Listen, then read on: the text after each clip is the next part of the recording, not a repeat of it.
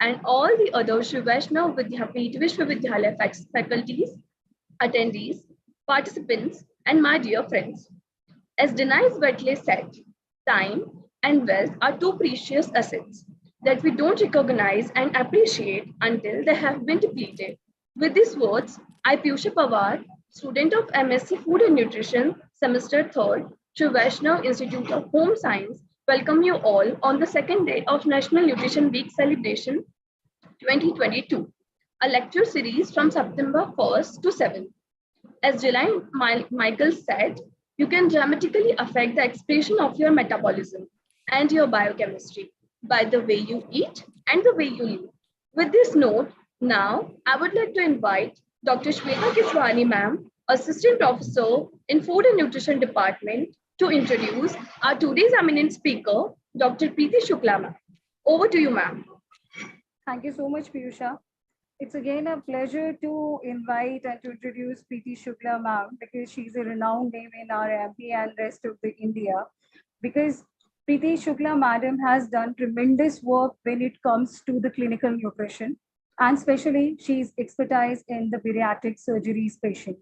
All the bariatric surgery patients are really relying on Dr. Preeti Shukla. She's not only the best clinical dietitian in the MP, also she is owning Nutri Needs Health Consultancy, where she is holding the position of director. She is National Executive Member for Indian Dietetics Association. Achievement has a number. Actually, it has an infinite number because only there are a few goals ma'am has allowed to share us with you. She is an international and the national faculty in bariatrics, which is a proud for MP and as well as for the IDA itself. RD national topper, RD exam national topper of 2014 batch. She is a certified diabetes educator. She is a certified IBS dietitian from Monash University, Australia. Certified IBD dietitian for Crohn's and Colitis Foundation, India. She is certified dietitian, autism aware nutritionist, Nutrospect, India. University topper is not at all. I think she's a DVV topper for the undergraduation and for the post graduation. Various publications are also on her name, be that it's at national level or on the international level. She is a contributor to Balanced Nutrition is a Need in Times of COVID-19 pandemic in India, where this publication has been published in elsewhere journal, Diabetes and Mellitus, Diabetes and Metabolic Syndrome.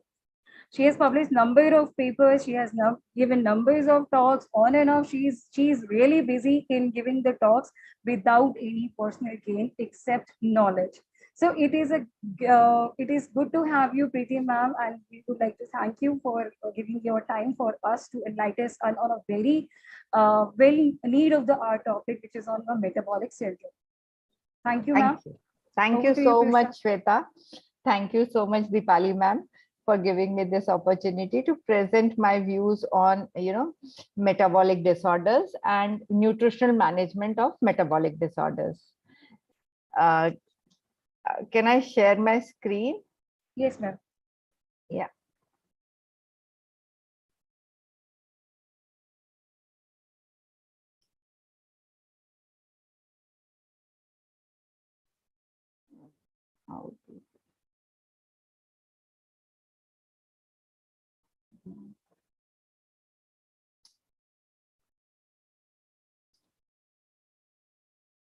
Yes, ma'am, it's visible. It's visible? Yes. Yeah. I'm just shifting it to the window to this side, so my slides are not covered. Yeah. So when we say nutritional management, what does it mean and what are the metabolic disorders we see nowadays? So which are considered as obesity, diabetes, hypertension, which would be covered by Shonima Venugopal ma'am, and PCOS. So rising prevalence of diabetes nowadays is there. India's diabetic and cancer prevalence, hypertension, those rates are very high. And non-communicable diseases account for 35% of deaths in Indians. So in India, when we say, Shweta, can you ask how to just minimize this window? Because my screen is getting, covered with the Zoom platform.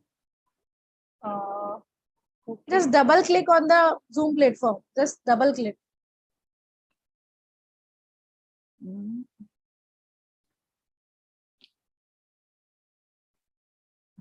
No, it's not allowing. Not allowed. It's changing my slides, but it is not going from my screen. Oh, Okay. Ma'am, Ma'am, just you double can- click, double click and then double click. It's it's changing. You are It's saying- changing. Yes, huh? ma'am. Yes, ma'am. Mhm. And the top row is also given up by this. yeah. उसी पे ma'am on the same screen just double tap. It's opening the chat window. I just escape and do it again. So some technical glitches are always there. No issues, ma'am. Yeah.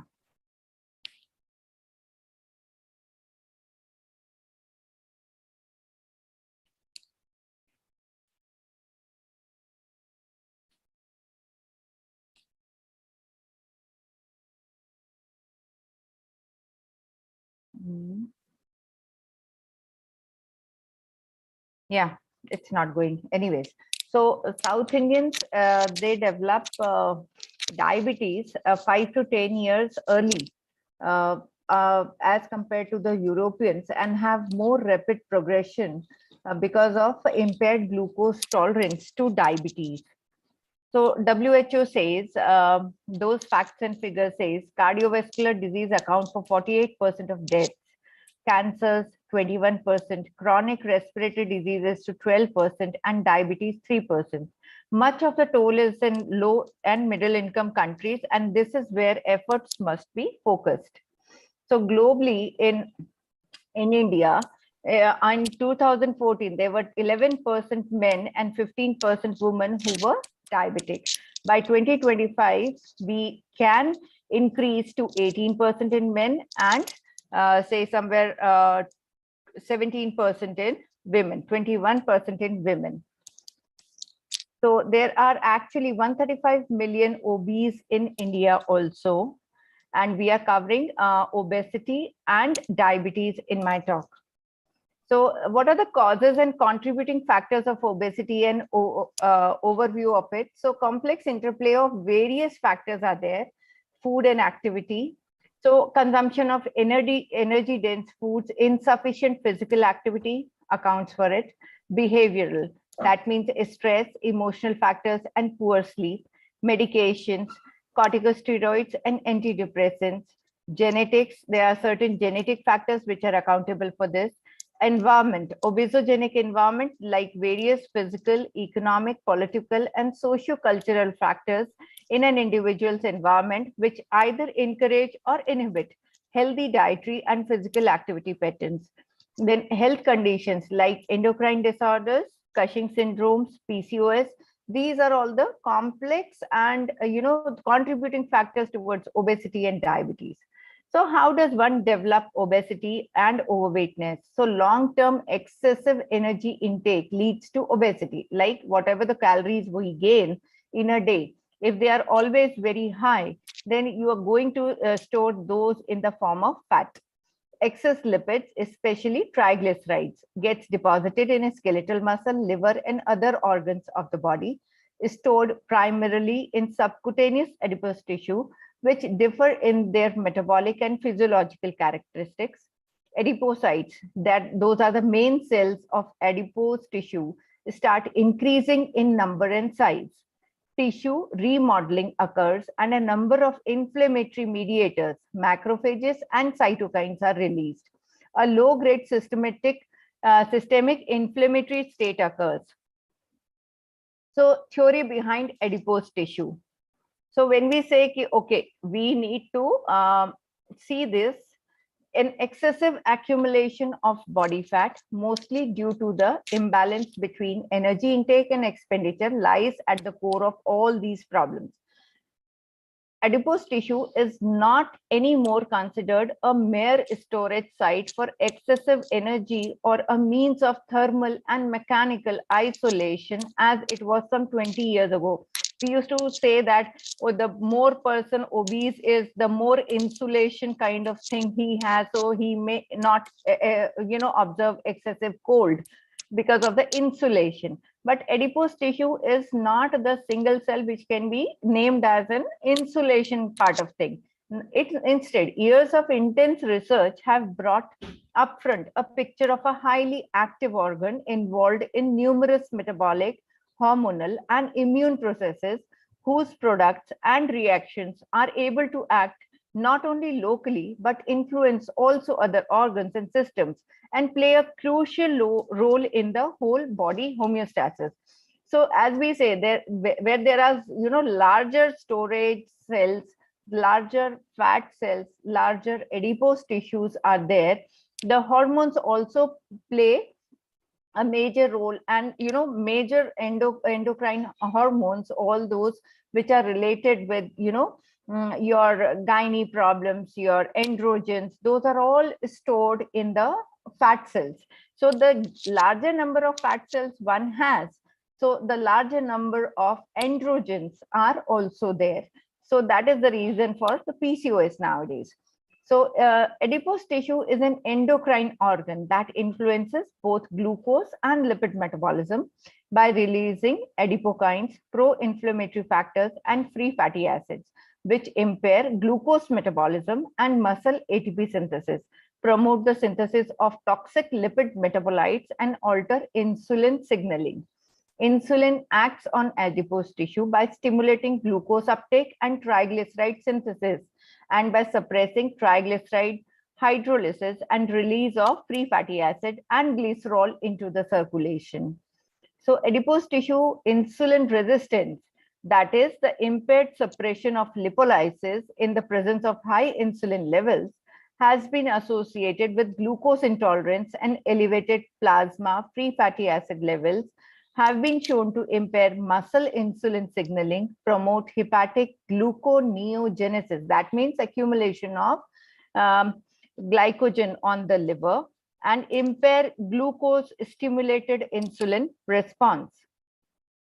There are several mechanisms as to how increased amounts of adipose tissue may lead to metabolic derangements and enhanced atherosclerosis have been proposed, including endocrine dysfunction, adipose tissue hypoxia or decreased lipid storage capacity with their subsequent ectopic accumulation. Ectopic is within the skin.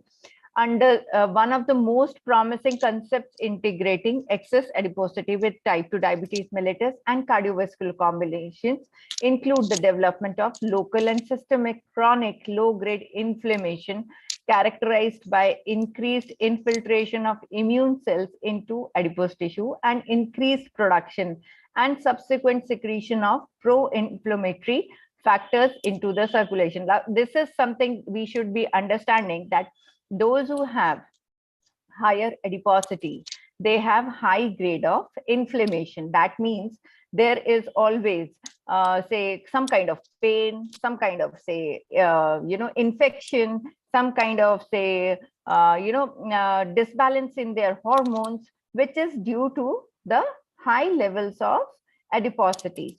So always adipose tissues, they promote all these kinds of inflammation. So wherever you see that the patient or the client is having a lot of adiposity, always target to reduce the fat content by allowing some anti-inflammatory diet. So we'll be discussing the diet later on. So obesity induced changes in their number and activity results in the activation of local and later systemic inflammatory response, marking the transition from simple adiposity to disease such as type 2 diabetes mellitus, arterial hypertension, and ischemic heart disease. So when we say obesity, so obesity की जो बारात है उसमें आपको hypertension or diabetes free में आएंगे. So that is the reason that always the target should be to reduce the adipose tissue count.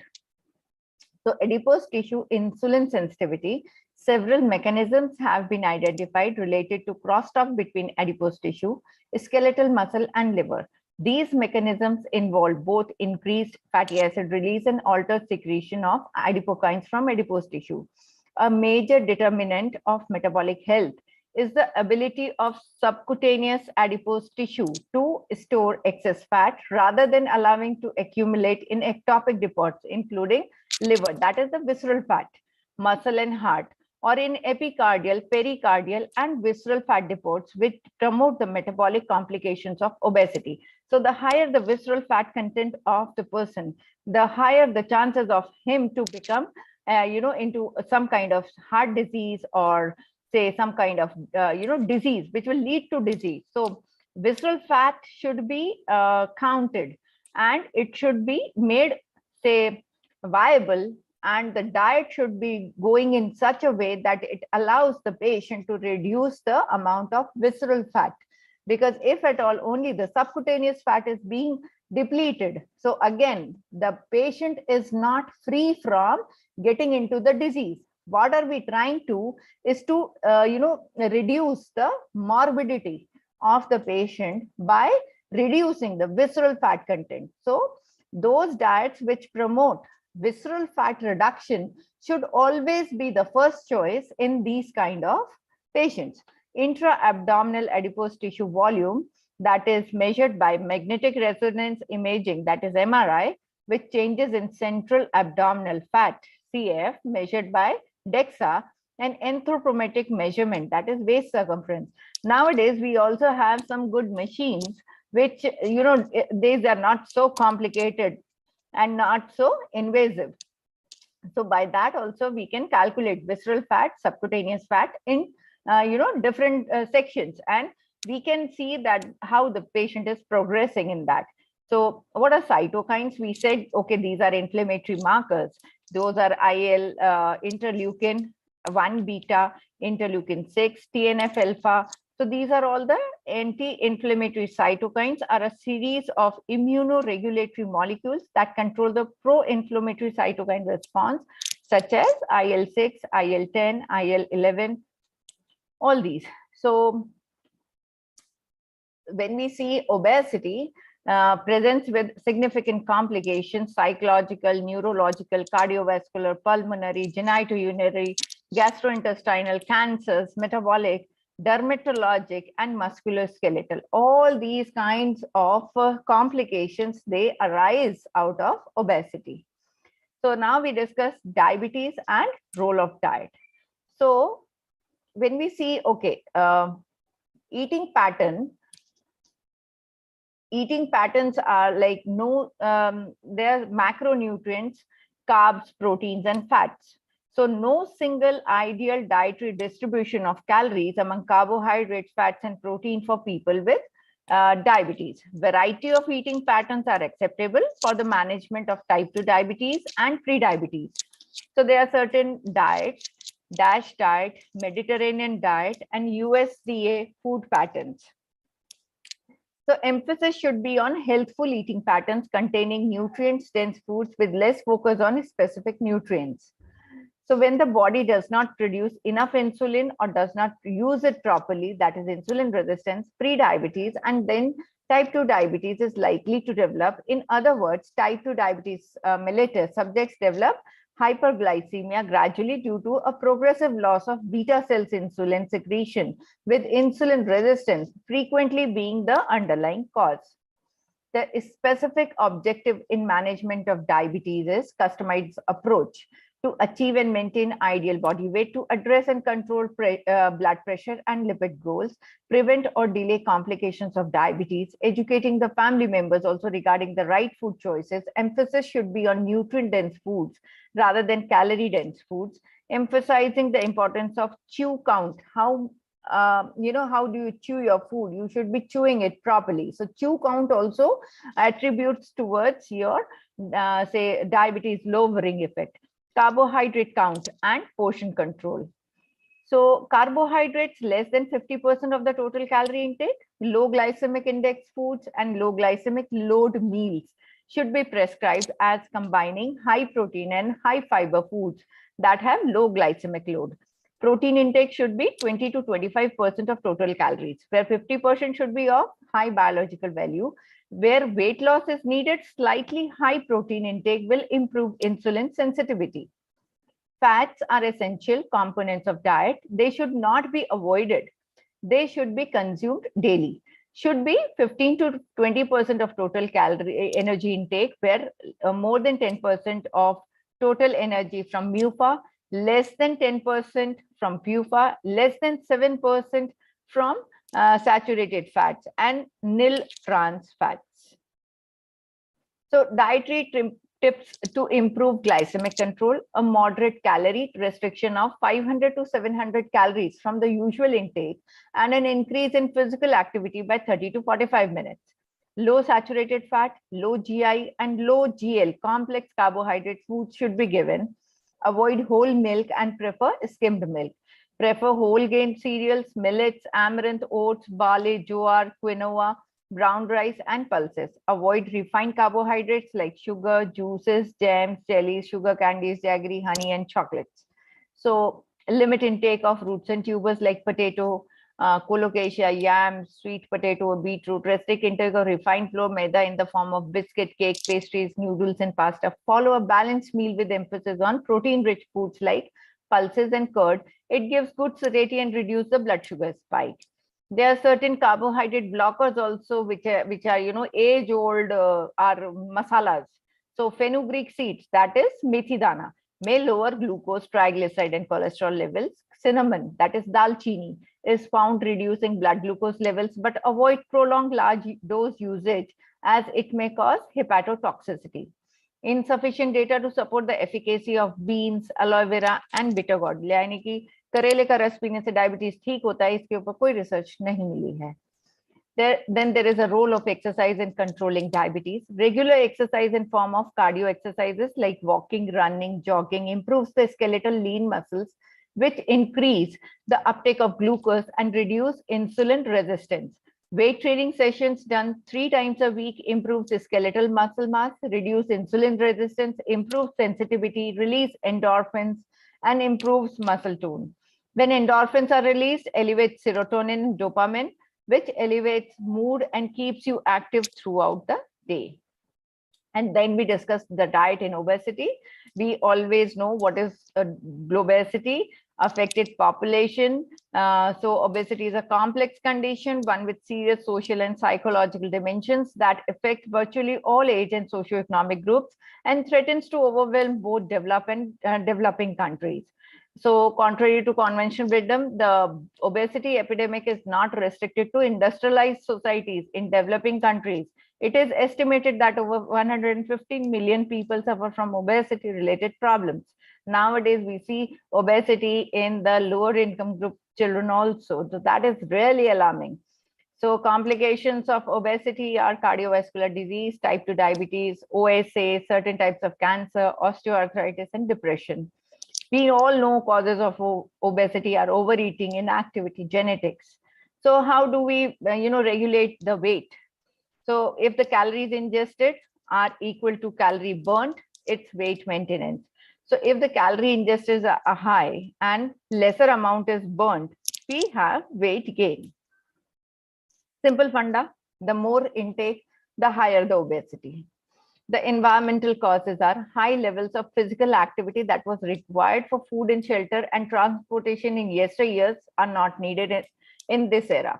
Abundant availability of high calorie and low cost foods that too with unlimited portion sizes contribute towards obesity. For example, street foods, pakoda, vada pav, samosa, kachori, Maggi, pizza, burgers. These are all the causes. The gadgets, they have reduced our physical activity. The working parents, after work, cooking food is surely tiring.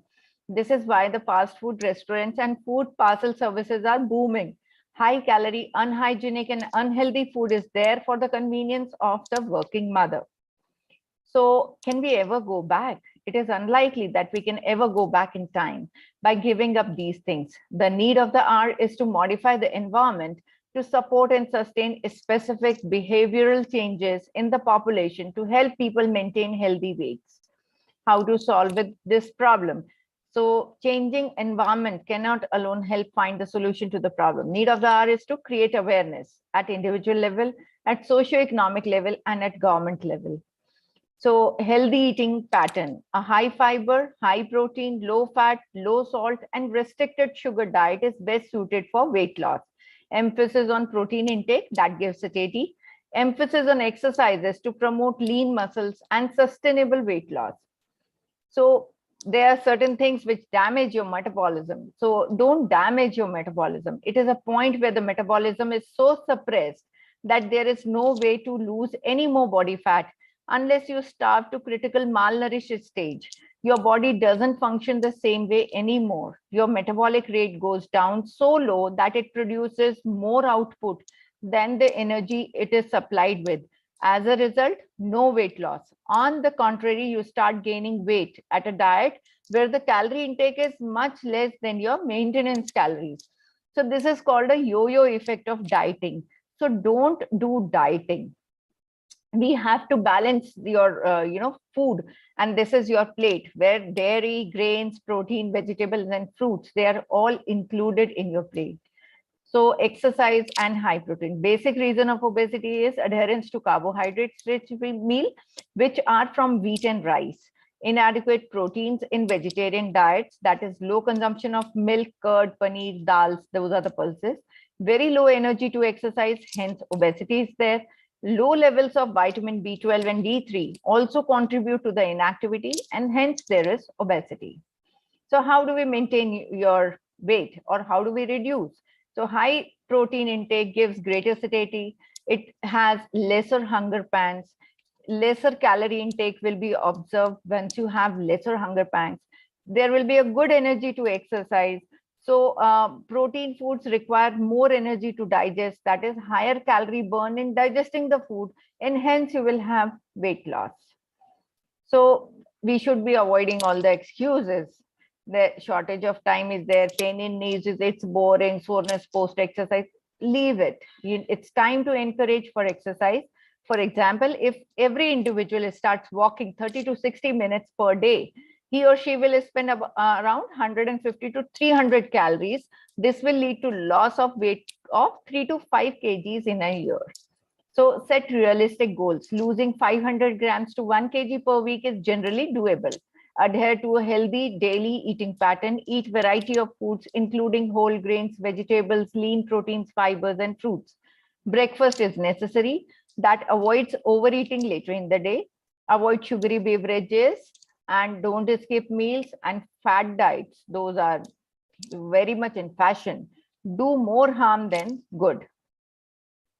So eat small portions, avoid or limit intake of sugar and refined carbohydrates, replace high calorie snacks with vegetable and fruits, make healthy choices, especially when eating at restaurants, and maintain adequate hydration with water. Be as physically active as you can by maintaining an exercise routine several times a week for at least 30 to 45 minutes each time. Get a sufficient amount of sleep because poor sleep is associated with weight gain and obesity. Reduce stress and relax when needed. Get support from family, friends, and support groups. Monitor weight loss only by weighing yourself, but also by using a tape measure and noting how your clothes fit. Keep a weight loss journal to chart the progress. And their latest body composition analyzers, which will help in the accurate calculation of body fat, muscle, minerals, and bones. So those are much more reliable and say need of the hour. So at socio-economic level, availability of low-cost, energy-dense food like pizza, burgers, outlets at every corner should be changed. Glad to tell you all that it has been implemented by FASI. These same outlets should also house nutritious choice like salads, lean meat portions, and labeling of calories on the served portion should be made mandatory. And it's a great initiative by the FASI because it's making people more conscious about their intake. Cold drinks and unhealthy snacks are easily available. However, our choices should be like sprouts, buttermilk, coconut water. Judicial purchasing of high protein foods in place of high carbohydrate sugary food should be preferred. And at government level, promoting physical health education at its school level, promoting health campaigns, appointing dietitians and nutritionists in each school and college, midday meals, schools and hospitals to guide the community as a whole, making the calorie-dense beverages more expensive, thus limiting the reach, and should subsidize the healthy options and make them available to one and all, and should implement fat tax also. So the higher the fat content of the food, the greater amount of tax you have to pay to the vendor. So that means people will, restrict buying all those foods which are having high fat content. Thank you so much.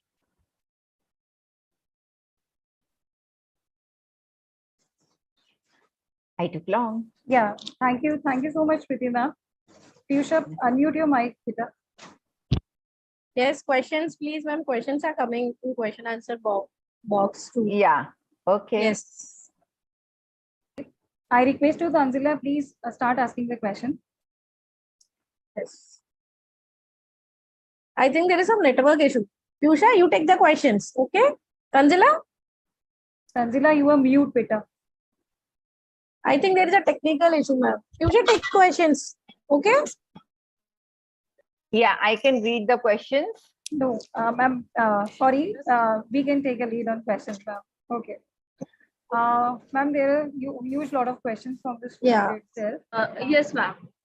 Yeah, how diet plays a role in Role in visceral visceral fat. fat. Yeah, so adipose tissue accumulating in the visceral area, it is because of that like soft diet, okay, soft food syndrome. That is again something which is very much in fashion. Like people start eating dalia or khichdi kind of a soft food, which accumulates in the visceral area by not allowing the intestine to work properly to digest the food which it is say accustomed to, and you are not allowing your intestine to work in the fashion it was meant to, and eating something which does not even require heavy digestion. So that means the intestine is resting. Most of the time, if the intestines are resting, they will accumulate a lot of fat around themselves, which contributes to the visceral fat. So people, those who have this soft food syndrome kind of, practice, those develop a higher visceral fat. And when I said that fat diets do more harm than good, so there's a research stating that intermittent fasting, which, allows your you eat only to a certain period of the feeding window, and maximum time you're fasting like 14 or 16 hours or 18 hours fasting. So fasting, and I really had this opportunity to observe it in my clinic when a patient with a normal and balanced diet came to me. At the same time, a patient have a habit of having this intermittent fasting. The amount of visceral fat was triple the amount of a normal diet patient, and both were obese. So the contribution of something which is, say, allowing you to rest your intestine for a prolonged period of time will contribute to visceral fat accumulation. So it's always better to allow the intestine to work in its own fashion, eat rather than doing any kind of fasting. So the more you fast, the more you accumulate a lot of visceral fat. So that is also your answer to the how diet plays. So avoid soft food. So the second is how lifestyle plays an important role in controlling your diabetes. Always see, if you are having diabetes, then lifestyle means your exercise, your stress, and your food. So everything should be in sync. So if you are not exercising, start exercising. If you have plenty of stress, reduce the amount of stress by exercising, because that will release endorphins, the dopamines and serotonins, which will again reduce the stress, and that will control your diabetes. And diabetes, if it is there, that means you are always on a high carbohydrate meal. You need to reduce that also. So lifestyle is all three together. Then Nandini Patidar has asked me, what should my blood sugar be when I wake up and before meals? What about after? So anywhere on earth, if you go, the normal, say, blood sugars, fasting is 70 to 110. And for postprandial, it is 110 to 140 mg per DL. So before meals is, say, your random blood sugar, something below 140 will do. Then Anmol has Ma'am, there another. is a one question. Does including pure ghee made up of cow's milk in the diet help in reducing body fat? Does using pure ghee? Yes, ma'am. Okay. Which is made up of cow's milk Ma'am, in the cow's diet. ghee. Ma'am, participant asking about cow's ghee. Yes. Yeah, so that is actually we are talking about a keto diet. So any type of ghee, okay, if you are consuming only the fats right in the morning without, supporting it with any kind of carbohydrate, then this fat inside your body is going to develop the ketosis, and which will allow to reduce your weight. Okay, so if the same ghee is combined with carbohydrates, then the ketosis is not achieved. And in that case, this fat of your cow's ghee is going to contribute towards your own fat percentage. That means you will gain more fat drinking a ghee if it is accompanied by carbohydrates. Alone pure ghee will reduce your weight. So it's like, when are you taking it? That is the main issue. Ma'am, this question is raised by respected Anuradha Avasthi, ma'am. I could Professor. understand. Yes, I can see that Anuradha Avasthi madam is there. Yeah. So it Ma'am, is like keto diet or jo normal hum fats le rahe hain. So both the metabolisms are different. Once if it is alone fat, it contributes to ketosis, and ketosis allows weight loss. But if it is accompanied by any kind of carbohydrate, then the ketosis is not achieved. And in that case, we will have adiposity more. Okay. And there is a one burning issue, like why we people are getting the heart attacks at early age. Like we have got news of 40. We have seen the number of people are getting the heart attacks.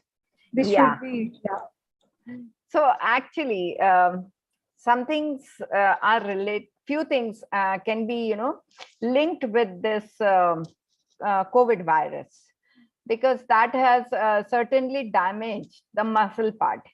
Cardio muscles, the cardiac muscles are also damaged with, gravity of the COVID infection the patient had. So in that say case, certain researches are coming up that say, okay, this early onset of heart disease is because of COVID. So, okay, you have it, you should be worried about it, and you should be taking good care of it. So how to avoid it, and why do we get it? Always lifestyle plays a very important role. So, strengthening your skeletal muscles as well as your cardiac muscle is important. People, those who are gymming, they are, only focusing on strengthening the core muscles or your big muscles, or what you can say skeletal muscles. Okay, so those people, if they are not paying a good amount of attention to the cardiac muscle, then the disease is going to pop up someday in your life. So always, give equal importance to your cardiac muscles also by doing a very good cardio exercise. Few people have, had this kind of heart attack while gymming and, doing a cardio. So that is also there. Okay, your heart is damaged. The muscles are not working properly. Stress as per and according to your own, say, capacity to handle the stress. Overexertion without, so in the, supervision of a trained physical fitness trainer, always can take you to the wrong side of the hill. Okay, so it's important to focus and to be vigilant about your cardiac health. If at all you are having some kind of issues, just go and check with the doctor and then do the exercises as per the advice. Don't overexert. Ma'am, there is number of people asking the same question. Is apple cider vinegar consumption will help in sugar control or not? Apple cider vinegar, say it is very much helpful nowadays in reducing the insulin resistance at the muscle cell level. And there are a few researches which support the fact of reduction in the visceral fat by taking some apple cider vinegar in the morning. So again, only few and selected researchers are available. We can always do a good experimental studies with apple cider vinegar to fetch more details on it. Ma'am, Okay. our SEEE volunteer is asking questions to you. Dr. Smita Sharma. She is also assistant professor in Department of Science in Sri Yeah. Vaishnav Institute of Sciences. She is asking about, I am suffering from hyperacidity. Which type of diet is suitable for me? Say bland diet and a cold and bland diet is very much feasible. So actually for acidity issues, the GERD, we need to assess what are the triggers for it. And then elimination phase is there, then reinstating all those things again, and setting a threshold for it, it is needed. So it is like a customization of your acidity problem with the diet. Thank you, ma'am. One of the question also here, Prima Sharma, who is also belonging from the SEEE. Good morning, madam. Very nice and informative session.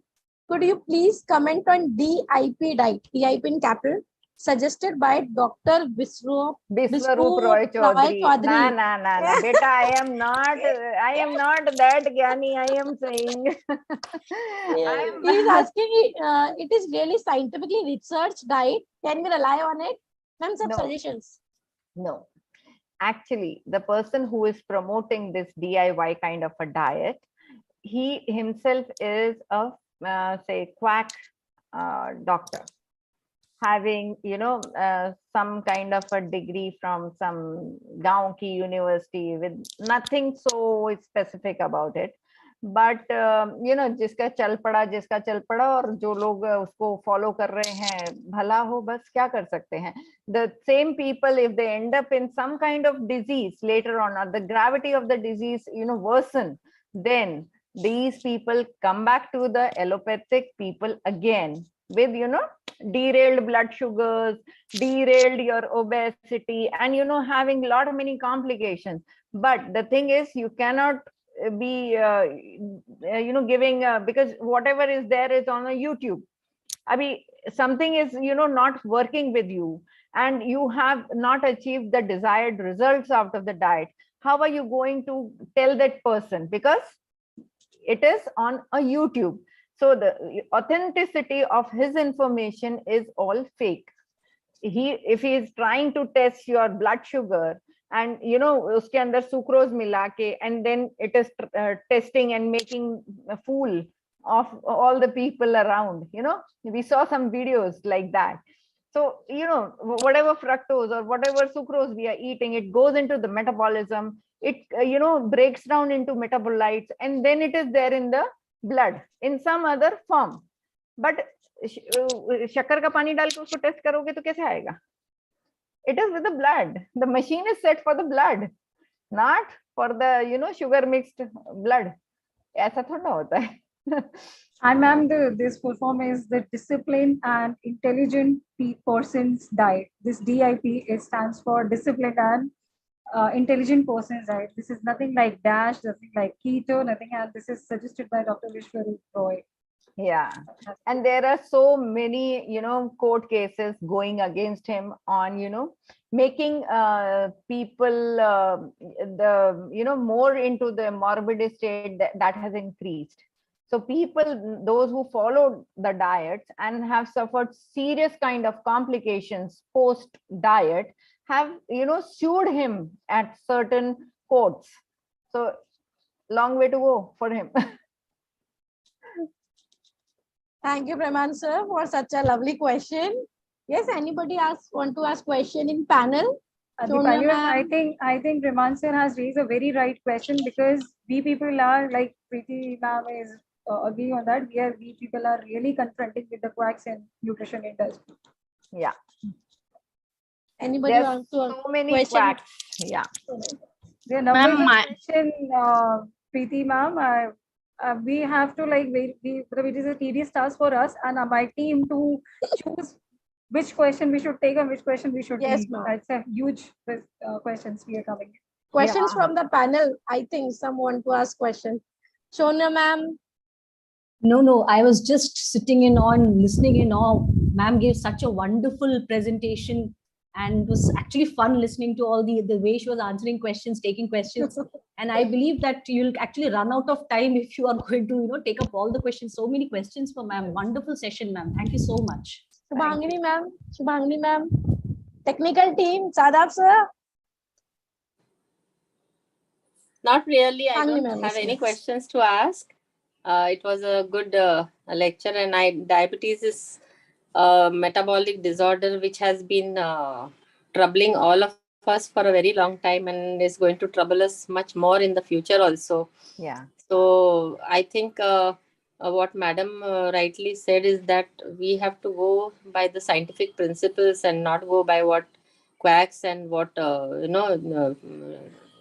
people who have just arrived on the scene yesterday advising you about diabetes and things like that. So we have to really take it very seriously, because it can lead to a lot of complications. And one of the deadliest, I would consider it as one of the deadliest diseases, slow and killing disease. Yeah. So we have to be very careful, and we have to really make the younger generation aware, because their lifestyles are too much risky. So anyway, nice lecture, Dr. Preeti Shukla. Thank you so much, ma'am. Yeah. We had read your books, and it's a great opportunity to see you in person today. Yeah, for me also to know new faces, new students, and new people who have used my book, and are who feel that whatever they refer in my book is good for them, and they have gone by the. So thank you so much. Thank you very much. Thank you. Much obliged. Yeah. Vivek Thank Handaji you. will take Thank your you, Shubha. Thank you, ma'am. Preeti ma'am, one advice for our students or a younger generation. One Yeah. advice from your side. So all these people who have the habit of having a junk food every now and then, and who are into more of a taste business rather than health business. If you are becoming a dietitian, or if you're if you're being taught at such a good university, always see what makes you go wrong, what kind of food puts you in more say health problems.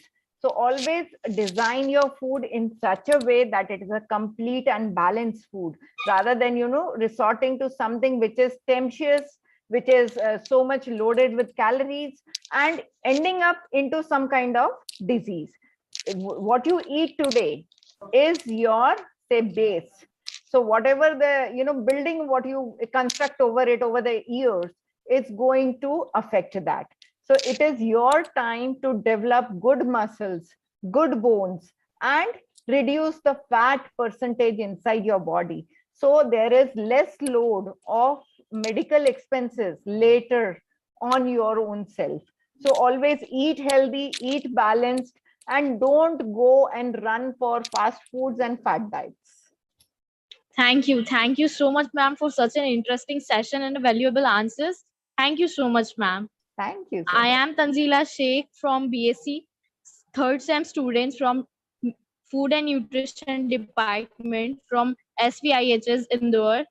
With your permission, now I would like to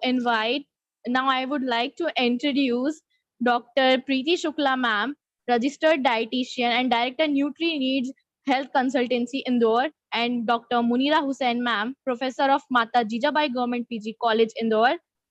And it's my privilege to introduce Shubhangini Joshi ma'am from ex-principal of SNDT University Indore. Thank you so much. Now I would like to invite Zahra Bora for further commencement of session. Thank you so much.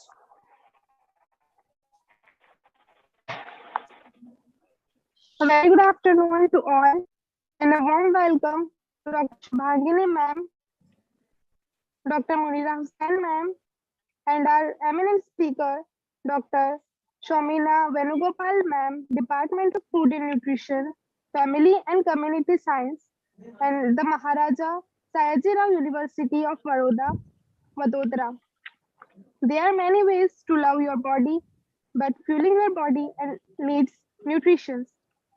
Food is the highest form of self-respect. With this quote, I, Zahra Bohra, student of Food and Nutrition Department of SVIHS, second year student. Today, we discuss about dietary management of hypertension by respected speaker, Dr. Shomina Venugopal ma'am. Hypertension is commonly problem in nowadays. Hypertension is also known as silent killer. To reduce this problem, to make people aware of hypertension, we celebrate World Hypertension Day on every year on 17th May. Now, I would like to invite Dr. Dipali Saxena ma'am, Assistant Professor in Food and Nutrition Department of Sri Vaishnav Institute of Home Science, to introduce our today's eminent speaker, Dr. Somina Venugopal ma'am. Over to you, ma'am. Thank you, Zara. Dr. Shonna Vekal, ma'am. Presently, ma'am is a faculty in Department of Food and Nutrition, Faculty of Family, Community and Sciences, the Maharaja Sayaji Rao University of Vadodara. Ma'am, about more than 12 years of teaching experience and 8 years of research experience. Ma'am is MSc and PhD in Food and Nutrition. Dr. Shonna ma'am presented more than 45 papers in national as well as international conferences. Last year, ma'am won the first prize for oral presentation at virtual conference of Indian Dietetics Association, Dietetics in Digital Era, Opportunity and Challenges on 9th January 2021. Ma'am also main author as well as co-author in many books, example, Adolescent Nutrition, Women Welfare and Empowerment in India, Vision for 21st Century, and Dietary Approaches to Stop Hypertension Diets, Healthy Diet for Healthy Life, and many more. Ma'am also working on various projects sponsored by Research and Consultancy Cell and from the Maharaja Sayaji University, Baroda, and Britannia Industries too. Ma'am is a life member of many professional bodies like Nutrition Society of India, Diabetic Educators Association, Indian Dietetic Association, and Home Science Association of India. Welcome, ma'am. Over to you, Zara. Thank you, ma'am. Now I would like to invite Dr. Dr. Shonimai Venugopal ma'am to suggest the topic dietary management of hypertension. Thank you so much, Dr. Dipali. Thank you so much, Zara, for the very kind introduction. And let me just share my screen. Just give me a second.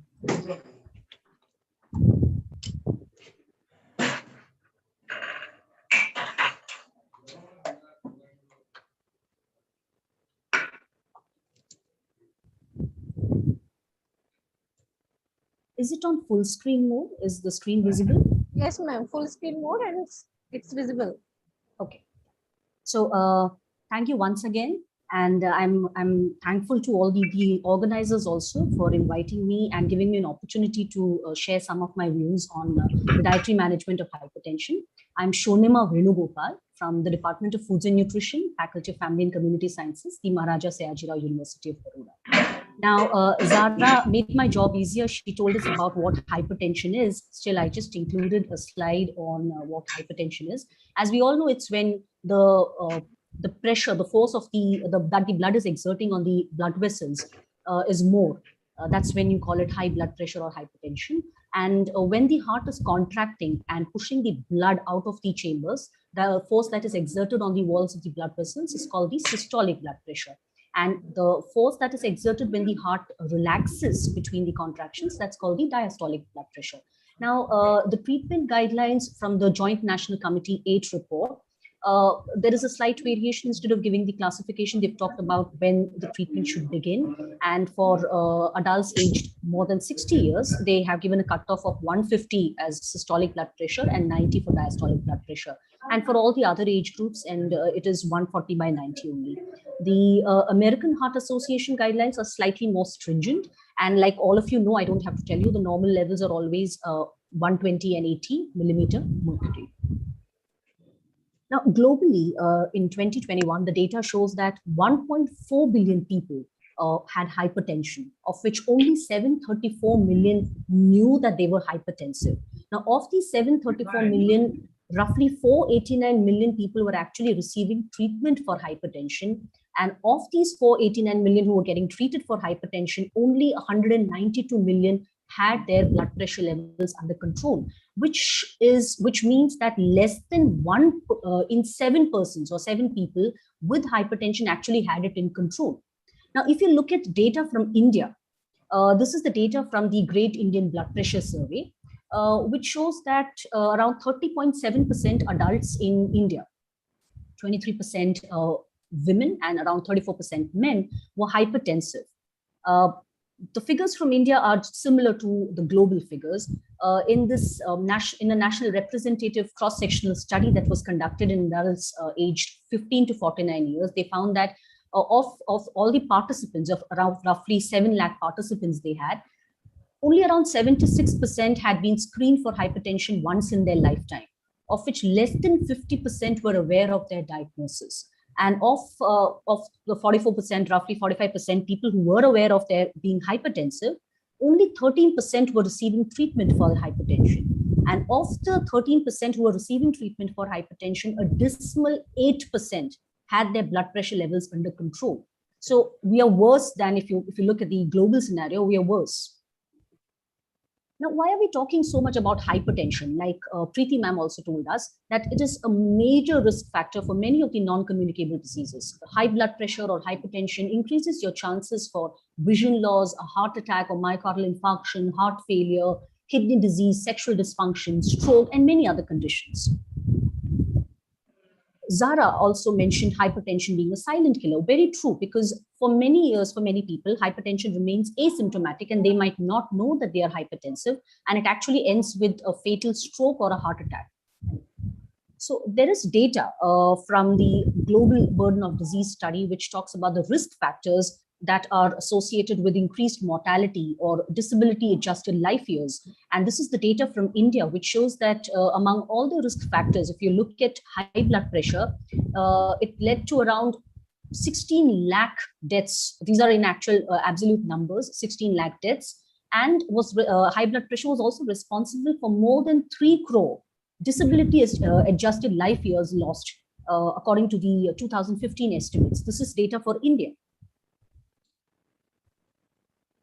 So why do we want to reduce blood pressure? Because any reduction in blood pressure, both systolic and diastolic blood pressure, can bring about significant reductions in the incidence of stroke, coronary heart disease, cardiovascular disease. All the complications that are associated with hypertension their prevalence can go down if reduction in blood pressure is brought about. So Preeti ma'am also made my job easier by talking about the risk factors. So risk factors associated with hypertension are similar to the ones that she mentioned. We have non-modifiable risk factors, like we all know we can't change our age, we can't change our heredity, our gender or sex, and our ethnicity. But there are certain factors which we can work upon.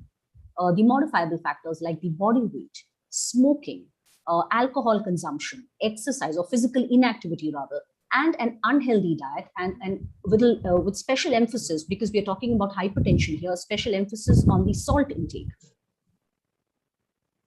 So what is reported is that unhealthy diet, if you look at the lifestyle factors like unhealthy diet and physical inactivity, they contribute to around 30% of preventable morbidity and mortality from non-communicable diseases, including the ones from hypertension. And data from 2017 shows that around 11 million deaths and 255 million disability adjusted life years were attributable solely to dietary risk factors. So if you look at this graph, what we can see here is that almost 3 million deaths and were attributable to diets which were high in sodium. This is data from 2017, the Global Burden of Disease Study data from 2017. And they found that 3 million deaths were attributable to diets which were high in sodium. Around 3 million deaths were attributed to diets which were low in whole grains, and low intake of fruits were held responsible for around 2 million deaths. So what we can say is more than half of the diet-related deaths and the disability-adjusted life years were actually attributable to these three factors: high intake of sodium, low intake of fruits and vegetables, and low intake of whole grains. So which are the nutritional factors when we are talking about nutritional management or dietary management of hypertension? Which are the factors which we should be actually looking at? So the first one is the protein intake. So a meta-analysis of around 40 randomized control trials, which included 3,000 participants, found that if compared with carbohydrate, dietary protein intake was associated with significant reductions in both the mean systolic as well as diastolic blood pressure. They did not find any significant difference between animal and vegetable protein sources. And the mechanism they proposed was because with the increase in the dietary protein intake, it would bring about a subsequent increase in the amino acid concentrations in the plasma, and which could further bring about or influence the renal function, nitric oxide bioavailability, and the renin-angiotensin-aldosterone system, that is the main system which is regulating the blood pressure in the body. Then a lot of talk is always on the kind of fat that should be consumed. So again, there's data to show that a higher intake of MUFA, monounsaturated fatty acid, especially oleic acid, has been found to be significantly associated with lower levels of diastolic blood pressure. And this is data from the INTERMAP study. And another meta-analysis, which included 9 randomized controlled trials, also that examined the effect of monounsaturated fatty acids on blood pressure, found that both systolic and diastolic blood pressure significantly were reduced in participants who were assigned to a comparatively high MUFA diet, which provided around more than 12% of MUFA, as compared to those participants who had been put on a low MUFA diet. There's also data to show the beneficial effects of consuming PUFA, or polyunsaturated fatty acid. Like we can see here on the screen, there's another meta-analysis, again, which studied the fish oil supplementation studies, and they had included 17 randomized controlled trials.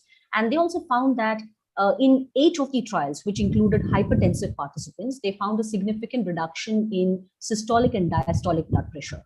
Whereas in the other 9 trials, which included normotensive participants, there was a non-significant reduction in both systolic and diastolic blood pressure.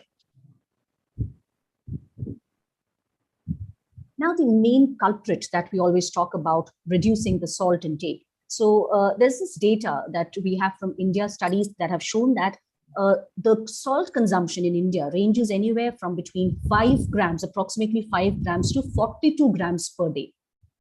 And the mean weighted salt intake is said to be around 10.98, approximately, or roughly 11 grams per day, where all of us know, we know that the WHO recommendation for salt intake is less than 1 teaspoon a day. That's less than 5 grams of salt a day. Okay, and our mean intake is somewhere around 11 grams per day. So this cross-sectional study that was conducted in both the northern and the southern parts of India, they found that the study was conducted in rural, urban, as well as slum areas. They found that in India, added salt contributes the maximum to our total salt intake. And added salt contributed around 87.7% in the data from the southern part of India, and 83.5% to the diets in North India. Now, what are the other sources of sodium from the diet, or which are the other dietary sources from where we're getting sodium? So again, the data from the southern part of India, like in Andhra Pradesh, they found that sodium is coming from meat, poultry, eggs, dairy and dairy products, fish, seafood, fruits and vegetables. Whereas in Delhi and Haryana, the major contributors for dietary sodium were dairy and dairy products, bread, bakery products, fruits and vegetables, and around 2% were coming from snack foods.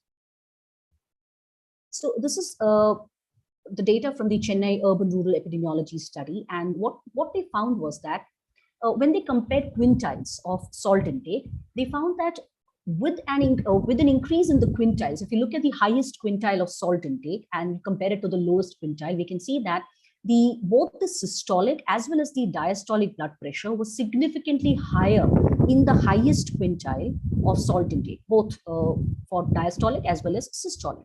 And also with the increase in the quintiles of salt intake, they found that the prevalence of hypertension also increased. They compared the prevalence was around 16%, roughly 17% in the first quintile for salt intake. And in the fifth quintile for salt intake, it was around 48%. So a gross increase, a major increase in the prevalence of hypertension when you compare between the lowest and the highest quintile.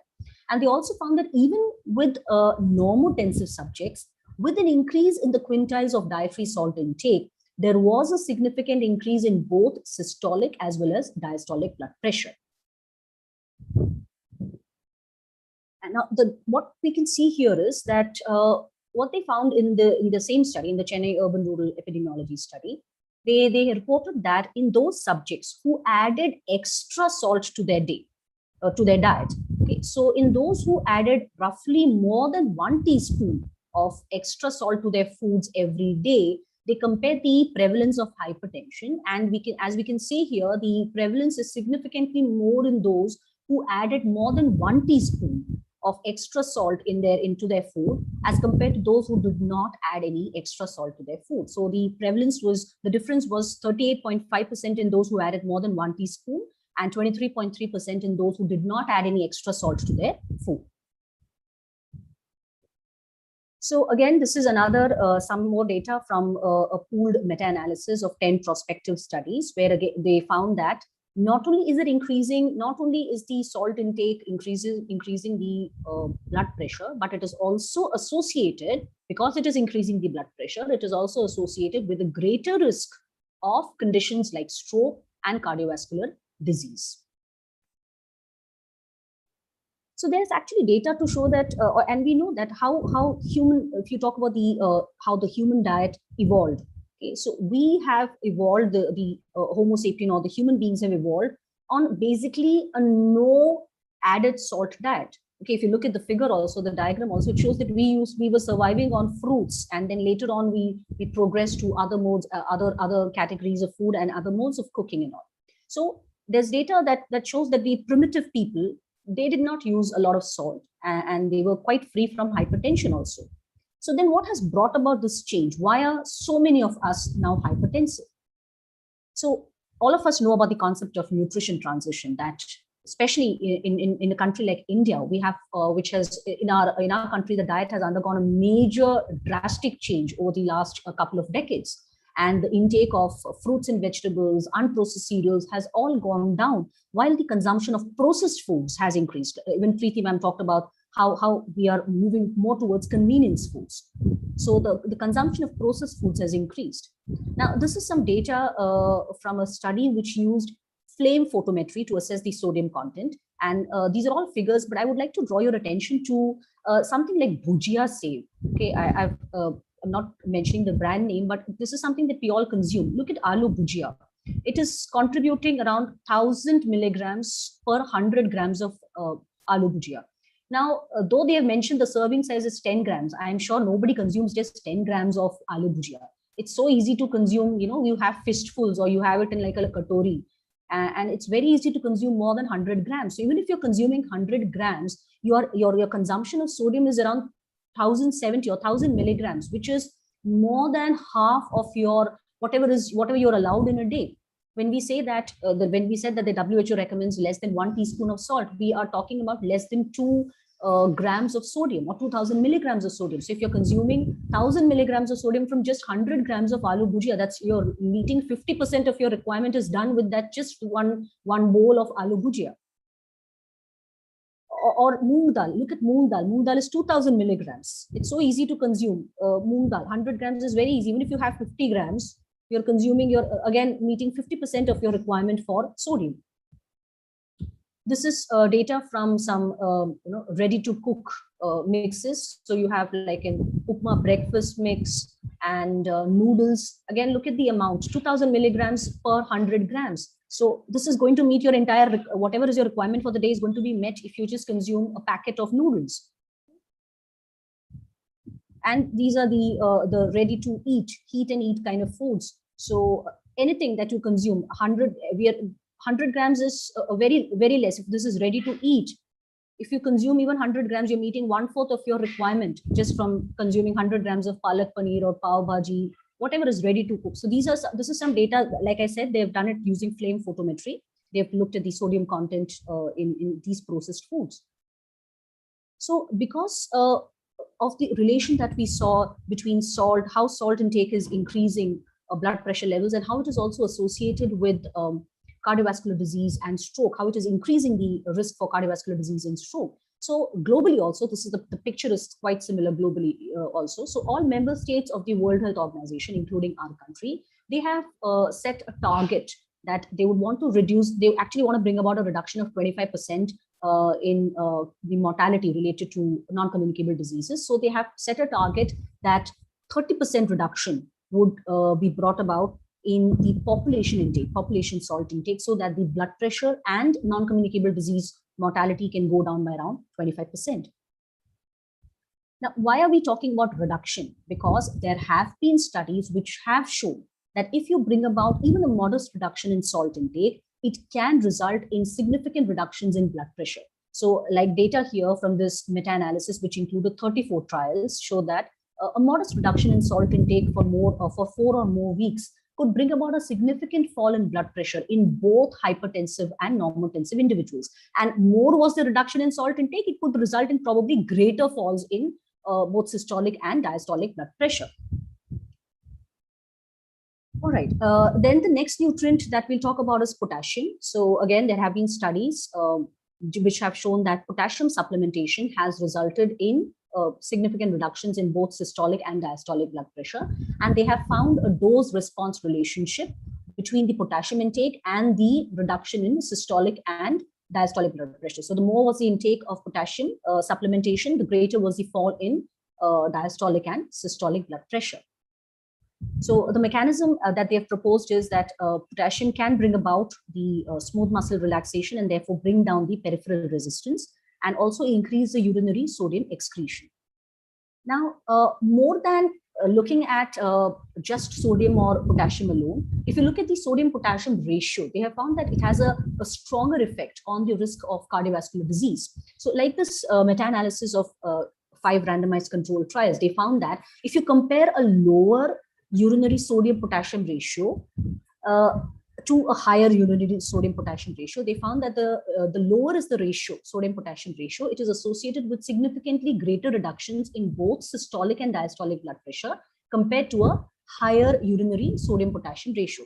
Therefore, along with when you're talking about decreasing salt intake and decreasing sodium levels, along with decreasing sodium levels, if we are able to increase or achieve an increase in the potassium intake, that would be much more beneficial in lowering the blood pressure levels.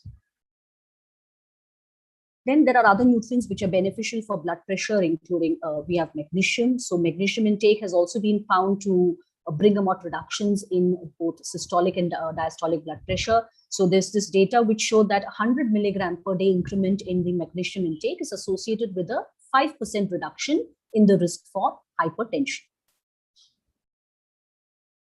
Calcium is another nutrient which has been associated with blood pressure. And they have found that as the density of calcium increases from one quartile to the next, they have found reductions in the systolic and diastolic blood pressure in women. This is data from the epidemiological study on insulin resistance syndrome. It was a cohort study, and they found that with an increase in the calcium density, if with an increase in the quartiles, they found that there were reductions in both systolic as well as diastolic blood pressure in women, and in men there was a decrease in the diastolic blood pressure. So these are all the nutrients that we just mentioned, that these are nutrients which are associated with reductions in blood pressure. So, but are we having nutrients as such? No, we are having it in the form of a diet. So ma'am did mention, Preeti Shukla ma'am did mention different types of diets like a Mediterranean diet and a DASH diet. So there was this, again, this meta-analysis and a systematic review, which looked at 67 trials, and they compared 13 different dietary approaches: a DASH diet, Mediterranean diet, Paleolithic diet, a low sodium diet, Nordic diet, Tibetan diet, many diets they compared, and it had roughly 17,000 participants. And they found that as compared to all these diets, it was the DASH diet, which was ranked as the most effective dietary approach in reducing both systolic as well as diastolic blood pressure among both hypertensive and pre-hypertensive individuals. So what is this DASH diet? I'm sure all of you know DASH stands for Dietary Approaches to Stop Hypertension. So it is basically an eating plan which is rich in fruits, vegetables, whole grains, low fat milk and milk products or fat-free milk and milk products, fish, poultry, beans, and it contains less amount of processed food, less amount of sweet, added sugars, fats, and red meats. So this is roughly for a 2100 kilocalorie diet, a rough distribution of the nutrients. So roughly 27% of the calories coming from fat, less than, like Preeti ma'am mentioned, less than 7% or 6% of the calories coming from fat, from saturated fat. And look at the sodium intake. Sodium intake has to be, when we're talking about preventing or managing hypertension, we are saying the sodium intake has to be less than 1500 milligram, and the upper limit is set to 2300 milligram, which is roughly the 1 teaspoon of salt that we're talking about. So again, this is based on a 2000 calorie diet. So when you talk about grains, roughly around 6 to 8 servings of grains are recommended in a DASH diet, of which preferably it should be whole grains because they can act as major sources of energy and fiber. And I don't need to talk about these serving sizes. I'm sure all of you know. But let's say a slice, a medium chapati or half a cup of cooked rice would be like 1 serving. Vegetables, 4 to 5 servings of vegetables. It is quite similar to a kind of a normal diet that ma'am talked about, the my plate kind of concept. But here the portion size, the numbers, the servings are slightly more than what you would have for a normal, regular, healthy diet. So vegetables, 4 to 5 servings, because vegetables are vegetables and fruits also around 4 to 5 servings, because both fruits and vegetables are rich sources of these nutrients that we just talked about: potassium, magnesium, fiber, which can all help in bringing down the blood pressure levels. So vegetable, a serving would be like half a cup of cooked vegetable or a cup of salad, a medium fruit. Then 2 to 3 servings of fat-free or low-fat milk and milk products, because again, like it is going to be a good source of protein and calcium, and both like we saw in some of the previous slides, both of these nutrients are going to help in reducing the blood pressure. A serving of nuts, seeds, and legumes, because they're rich sources of energy, magnesium, fiber. So that is something that we have in our diets. We have dal or you know, almost on a daily basis, dal or some lentils, some pulse that we have. So half a cup of cooked legumes. Lean meats, poultry, and fish for those who do eat non-vegetarian food, around 2 servings, because again, they are rich sources of protein as well as nutrient like magnesium, which is associated with bringing about a reduction in blood pressure. If you look at the way in which it has to be cooked specifically, you need to ensure that people don't start consuming fried fish, or they don't start frying their foods. Not only for non-vegetarian foods, that would apply to the vegetarian foods also. But specifically for non-vegetarian foods, they need to be told that they need to use methods like roasting and poaching and all, so and not frying the food. 2 to 3 servings of fats and oils, and sugars, the lesser the better. So 5 or less servings of sugars in a week. So basically, what you see here on the slide are just simple tips to reduce the sodium content in the food. So we can start with preparing foods with less amount of salt and sodium. Salt is an acquired taste. It is possible to start. It might not. You can't like drastically reduce the salt in your food and expect that it will become it will be acceptable or palatable. It will not be. So small amounts, if you try and bring about smaller reductions, then probably we'll be able to achieve and move on to diets which have lesser amount of salt, and stop adding salt on the table. There's no, if start, just remove the salt shaker from the table so people don't get tempted to add salt to their food. And we can always try and add flavor our food using herbs, spices, lemon, and other seasonings, vinegar and all that are available, instead of using salt to season our food.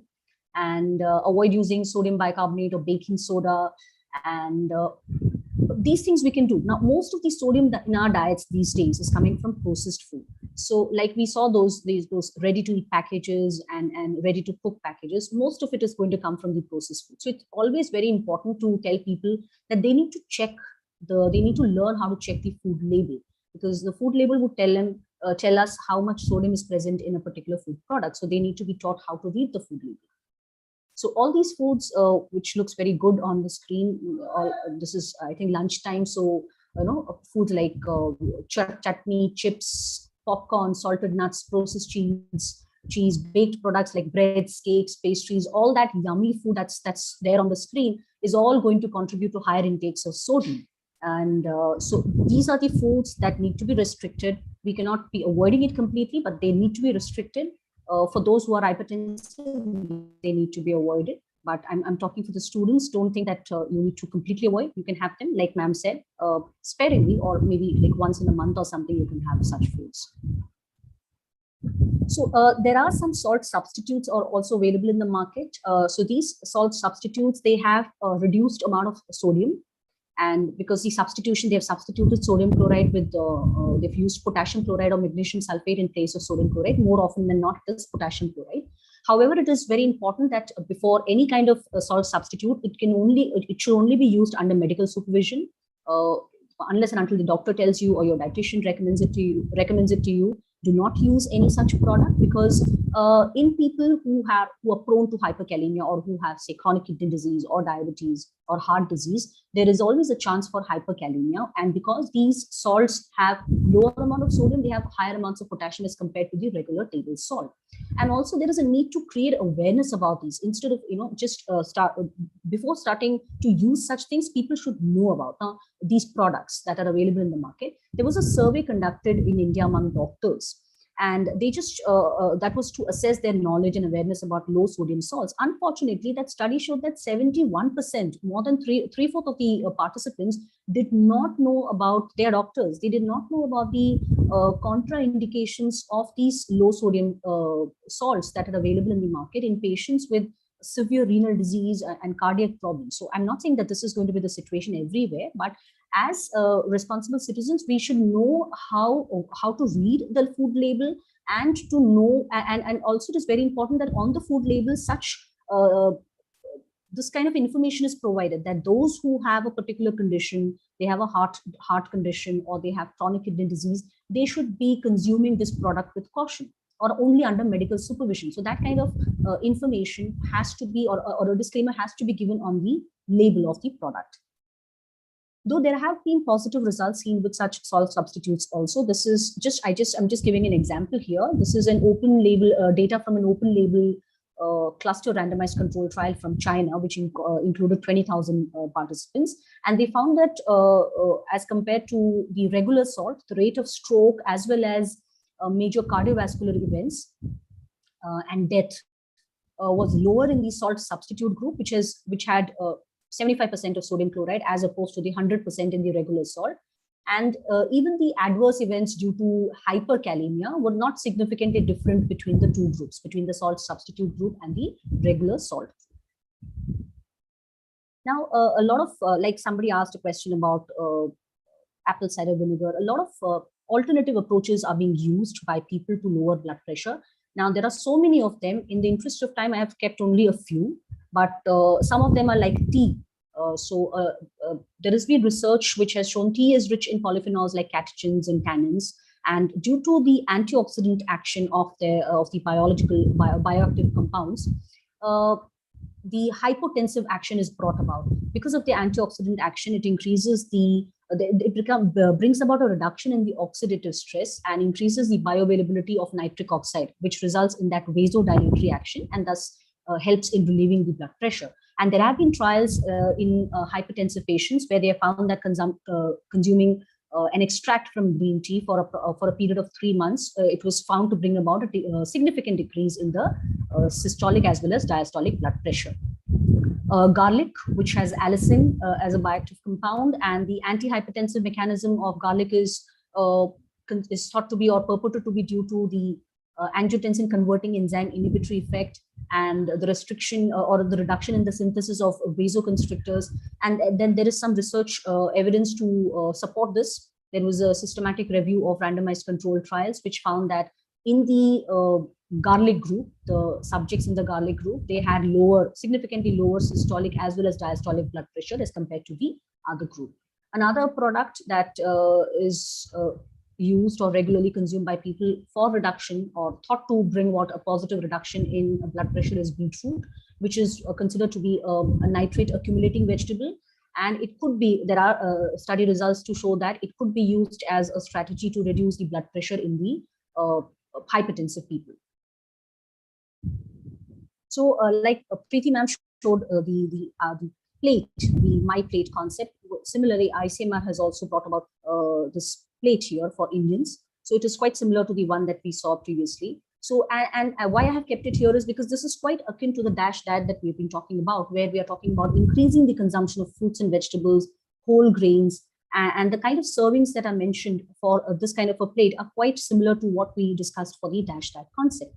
Now, a similar plate is, or something similar to this was being consumed by us in our through our traditional, or traditionally we were consuming such diets. This is like a traditional plate that we used to consume, where we would have dairy products, a lot of fruits and vegetables, a cereal-based diet, not a lot of processed food, or probably nil processed food in our diet, pulses. This is the kind of diet that we used to have. Now, since we have moved from this kind of a diet to more of convenience foods and processed foods, that's when all these problems start cropping up.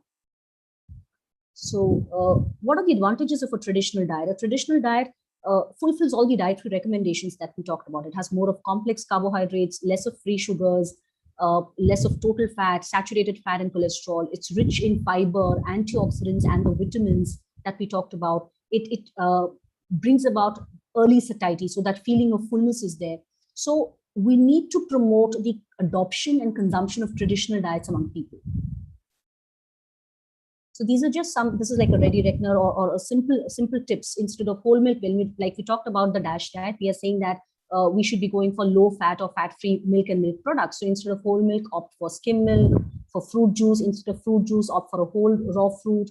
Instead of a plain paratha, we could probably go for a vegetable paratha. Now, that was the dietary aspect. Along with the dietary aspect, like Preeti ma'am also mentioned, stress, physical inactivity. These are all factors which are responsible for many of these conditions. So they have found, when you talk about physical activity, they have found that physically inactive people are 30 to 50% more likely to develop hypertension as compared to their active counterparts.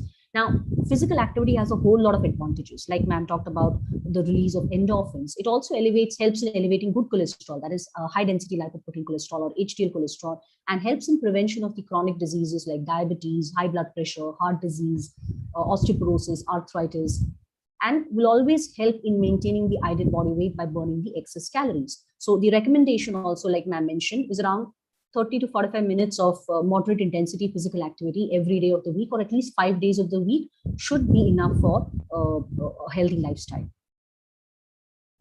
So again, just a overall summary of what all should be done. We need to eat a balanced diet, avoid smoking and alcohol, be physically active, get enough potassium, magnesium, and calcium from our diet, reduce our salt intake, and maintain a healthy weight in order to prevent and manage hypertension.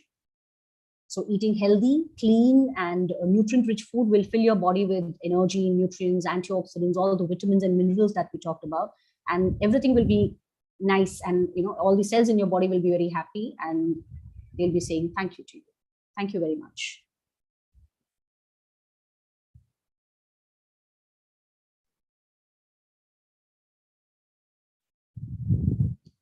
Zara, I can't hear you. Zara, unmute yourself better. I think there is a technical issue, ma'am. Ma'am, she's mute. Zara, you are on mute mode. I think some technical error. Thank you, ma'am, for such an informative session, ma'am. Then there's a huge list of questions are coming in question answer box. And ma'am, we are confused, ma'am. We are confused. What questions we take, what we avoid, because if we take all the questions, it become midnight. Ma'am, surely. No, surely, you could even mail the questions to me. I would be happy to answer each of them. If we are running short of time, I'm happy to do that too. Not an issue. Ma'am, we request you to take few questions which are important, and this is a very this session will be going to help number of people, because certainly we are combining hypertension with the salt only, but there is a role of potassium, calcium, as well as the magnesium too. So now the people start reciprocating with the importance of these micronutrients itself with the hypertension. Very so really nice session, ma'am. So shall we start with the question answer round? Yeah, definitely.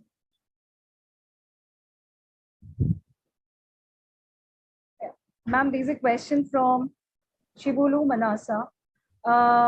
This question on the vasodilation, when you talked about that the consumption of the tea can do a little bit help in maintaining or lower downing the hypertension. He asked that how many times we can have a green tea per day, particularly for green tea. Is there any of the impact on hypertension, or is it? And what would be the suitable time for having green tea or any sort of tea which can do the vasodilation? Okay, more than the suitable time, I don't think so. More than 2 to 3 cups you should have, because anything in excess is going to have some other effect. So it's better not to. And these are just complementary strategies. It's your diet has to be the main thing. Your lifestyle changes, your diet, your physical activity has to be the main mode of managing your hypertension, in addition to the drugs which have probably been prescribed by the doctor. So these are just complementary strategies. We don't want something that's going to bring about a drastic change or some other deleterious effect. So not more than 2 to 3 cups. There's a question, one more question, ma'am. Thank you for the answer, ma'am. Vivek Handaji, what to do when BP falls down or up for immediate action? What precaution we can take? See, when if the BP goes down immediately, or if there's a sudden drop in the blood pressure, the first thing I think, obviously, other than the medical, because it's a medical emergency and people should be given medical attention, but in order to kind of, come out of the low BP thing, consumption of water should be there. Because why is your BP going down? Because your blood volume is going down. So consumption of water should be there. Probably even drinks like coffee and tea can bring about some change, though not a lot of change, because it's the caffeine that is going to probably bring about the change. But those people who are accustomed to having a lot of tea and coffee, their body might not respond to caffeine in the same manner like to those who are not accustomed to having caffeine or coffee or tea on a regular basis. But then, like I said, if there's a sudden drop, medical supervision has to be given. But yeah, increasing their intake of water, probably caffeine, and like I said, the proper diet, proper physical activity, and lowering your stress, all these things can help in managing your blood pressure, both lower and the higher blood pressure. Thank you, ma'am. There's one question. Are there any side effects of having high blood pressure drugs if you are taking it a lifelong? Yes, there are some disadvantages or deleterious effects of these hypertensive medications over a longer period of time. Like for instance, many hypertension drugs do bring about some loss in kidney function. So the glomerular filtration rate also starts falling after some time in some patients, not in everybody, but yeah, there are some changes that happen. Thank you, ma'am. And this is the question. There are numbers of questions which are asking on that hypertension is having impact on other system of our body, like cardiovascular system, and kidneys and all that you have covered in a very elaborate way. Yeah, there is if there is a BP problem, high BP problem, headache is associated. So is there any dietary suggestions so that we can get rid of from the headache first? But why would you just want to get rid of the headache? Let's try and get rid of the blood pressure problem, because that is what is causing the headache, right? So the moment you bring about a reduction in your blood pressure by the lifestyle therapy or your medication, all these things, the headache, the symptomatic thing, this headache, probably there's blurring of vision and all, and the fatigue that you feel, all that will also start disappearing. And ma'am, we just considering it a headache without knowing the fact that maybe we are having the high blood pressures. And Exactly. by consuming only the tablet, we can settle down our headaches, but we won't be knowing that what are the Very true. Which is why, like we mentioned, that most of the times people don't even know they're hypertensive. See, a headache, many a times people even say that a headache is because, let's say, chashme ka number badh gaya hai. That's why you're having a headache, or your blurred vision could also be because of that, because chashme eye doctor ke paas jana hai. You never consider the fact that you could probably be having high blood pressure. So you never get yourself screened for that. There's one question from name is not mentioned. Can we take a potassium salt only? No, I don't think so, because ideally I believe that unless and until, like I said, it should only be done under medical supervision. And even then, I don't think it is prudent to replace regular salt totally with high potassium salt. Because and like I said, those who have chronic kidney disease or heart disease or diabetes, there could be chances of hyperkalemia in them. So it's not advisable for those people. And there is a question asked by the Mansi CT, why there is more risk of hypertension during pregnancy specifically. Why? Because pregnancy, like we all know, is a special condition, right? So the risk for when you're not only hypertension, the risk for other conditions also like diabetes, the risk increases because of the particular physiological stage. So which is why it is very important that you start taking care not during pregnancy or once the woman turns or becomes pregnant. The care for maintaining her weight. See, when we talk about the risk factors, we talked about risk factors like obesity, weight gain. So when you're talking about when are the chances for a pregnant woman to turn hypertensive increase? When her weight, she has excess weight, so she's increasing her chances of becoming a hypertensive. So your precautionary measures should start way before hypertension. Thank you, ma'am. There's one question which is a very upcoming and very fastly growing about the spirulina. For the hypertension, can spirulina be advised to the patient? Like I said, there are so many products that are available. You have quercetin, spirulina, coenzyme Q, multiple products which are available. Vitamins there are studies to show that there are some few studies to show that they do have a beneficial effect. But I would always recommend that these are all complementary therapies. You can't depend on these therapies to cure or remove or just take care of hypertension without bringing about any lifestyle changes. You have to bring about changes in your lifestyle. If it is not getting controlled, your blood pressure is not getting controlled with your lifestyle, then you have to, with the consultation of a doctor, you have to be put on medication. These things can only help or these can be called, let us call them adjunct therapy, which can probably help reduce the dosage, but not as a sole method to reduce your blood pressure. Thank you, ma'am. Ma'am, there is another question from... Ma'am, I have a question. Anuradha Avasi, ma'am, is replacing normal salt with rock salt with who will be the better, or which one is the better for reducing the blood pressure?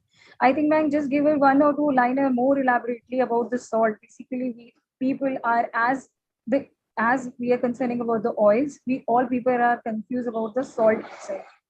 Okay. See, when you talk about rock salt or Sendha Namak, Himalayan salt, they do talk about, see, number one, they're not even refined. Many of them are not refined. And they talk about that they are rich in many minerals and that they have lower amounts of sodium and that they can bring about reduction in blood pressure. But if you actually look at their profile, if you look at their nutritional composition, there is not a lot of difference between the sodium content in a regular table salt and the rock salt. And more importantly, even if you're having something, try and get a product which is iodized, because you need the regular table salt is going to be iodized. So you can't, it is always better to have an iodized salt. And the maximum, if like I talked about the salt substitutes also, not a lot of, you don't have a very huge difference between the sodium content in the rock salt and the table salt also. And more important is the iodine content. If it's iodized, then probably you can think about it, but most of it is not iodized and it's unrefined also. So it may have some damaging components also. Thank you, ma'am. Zara, would you like to ask questions? Yes, ma'am. Ma'am, how can we just avoid BP, high BP and low BP? How you can avoid by following a very healthy lifestyle, because you're young. So see, like I told you, there are some non-modifiable factors like your gender, your heredity. You can't do anything about that, right? Ma'am also, like Preeti ma'am also mentioned the Asian Indian phenotype. So we can't change that. We're already born in India. We can't change that. But there are things you can change, like you can become physically active, right? You are young, you can go out to play, you can go for a walk, you can engage in physical activity, you can have a proper diet, eat more of fruits and vegetables, all the components that I mentioned in a healthy diet, you can do all that. And hopefully that your blood pressure doesn't increase, and remain try and maintain a stress-free life. Student life hai, stressful hota hai thoda, but then try and reduce your stress as much as possible. Okay, thank you, ma'am. Thank you, ma'am. There's one other important question. If the person is diagnosed with the hypertension or if it is elevated blood pressure levels, do we need to screen the person with the CVD risk, cardiovascular risk? Definitely. The moment you are detected or you are screened and you find out that you're hypertensive, your risk for cardiovascular disease increases. So once you find out that you are now prone to cardiovascular disease, you may get yourself tested. You may not. You may get yourself tested. That, like I said, you should do it in consultation with your doctor, because your doctor can assess and tell you that, see, if you have the more number of risk factors you have, you are 45 plus, you are a male, you have an older age, or you're 65 plus and you're a female, you are obese. So the more the number of risk factors you have, the more is your risk for cardiovascular disease. So it is not just hypertension. If you're detected as a hypertensive and you believe that you are also having, let's say you have a hereditary component, and you are following an unhealthy lifestyle, you're physically inactive, you're not following a proper diet, then definitely you should get yourself screened for cardiovascular disease, because you are anyway at an increased risk for cardiovascular disease. But again, like I said, you can consult your doctor for that. Ma'am, suggestions. Ma'am, I have one other question. Yes, Zara. Ma'am, what is the cause of taking less salt than that is needed? And because some of the people nowadays are having problem of doing unusual things, and doctor suggests them to take large amount of salt in their diet. Sorry, I didn't get your question. Could you repeat your question? Yes, sure, ma'am. Ma'am, what is the cause of taking less salt than that is needed? Because some of the people nowadays are having problem of doing unusual things, and doctor suggests them to take large amounts of salt in their diet. What is the cause of taking less salt, or the doctor is asking them to consume more salt? I didn't get the question. Could Dr. Shweta or Dr. Dipali you're saying that the doctor is suggesting that they should take more salt and the people are taking less salt? Actually, ma'am, there is a maybe the two observations she might put it on a question. The one is, when the people are joining the gym, the trainers are advised them to take a low salt or no salt. And there are the people who are in the medical fraternity is asking to consume more salt. And they probably or maybe they reported with the low BP and they would like to correct them. But I would like to request you just focus on the gym industry, where the people are recommending for the no salt at all. And the people, those who are doing the gymming, the people are for the months, the people are not on a salt at all. No, I don't think so. That's advisable. See, because your body needs around 1500 milligrams of sodium. So it has a role to play. It's a nutrient, it has a role to play. It's going to maintain your blood volume. So there is no, I don't think so there's any sense in saying that no, don't consume any salt. Because even if you don't consume salt as such, you are going to get some sodium from the natural foods also. But then that won't suffice, because natural foods will only be like around, let's say, 1 gram of salt. What we get from our natural foods is 10 to 15%. Say roughly around 400 to 500 milligrams you might get from your daily diet from the natural foods. But then, like I said, you need around 1500 milligrams of sodium. So I don't think so it's advisable to go on a totally no salt diet. Some amount of salt should be there, or sodium has to be there in your diet. Right, ma'am. For the neurotransmitter itself, the sodium is also needed. Very true, very true. Yeah. Ma'am, there's a one question again, like reporting high cholesterol. What would be the connection between the cholesterol and the BP? It is first the BP is the precipitation, then the cholesterol, or the cholesterol and the BP altogether can be precipitated? Both ways. When if you're a hypertensive, you are increasing your chances and you might turn into a dyslipidemic. Your lipid levels could get aberrated, and if your dyslipidemia is present, it also increases your chances of developing high blood pressure. So it is both ways. Thank you so much, ma'am. There are numbers of questions in a repeated mode, so I'm just no, if there are, like I said, you can always send it to me. If anybody want to ask question from the panel, Shubhangini ma'am, Aditi, technical teams. No.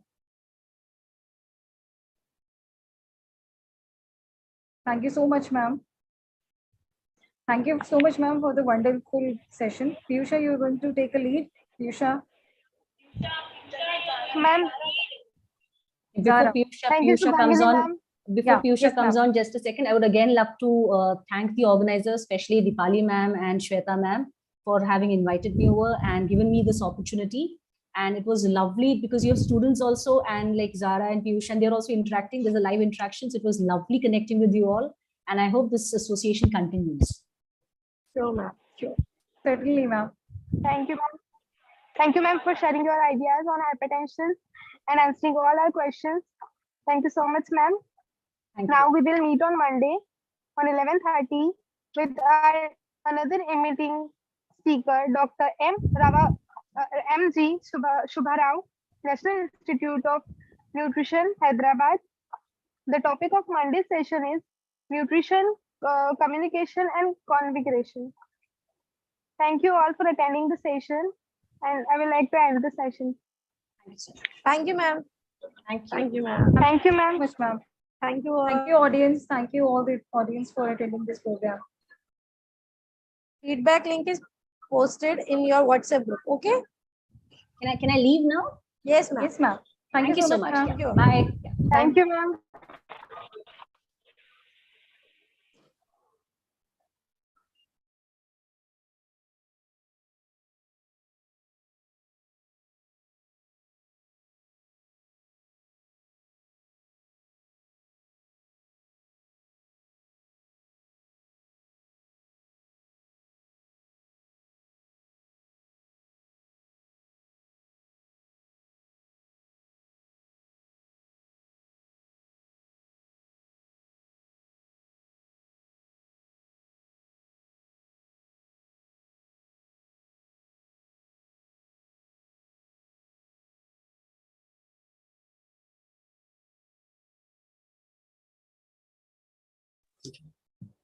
Shweta madam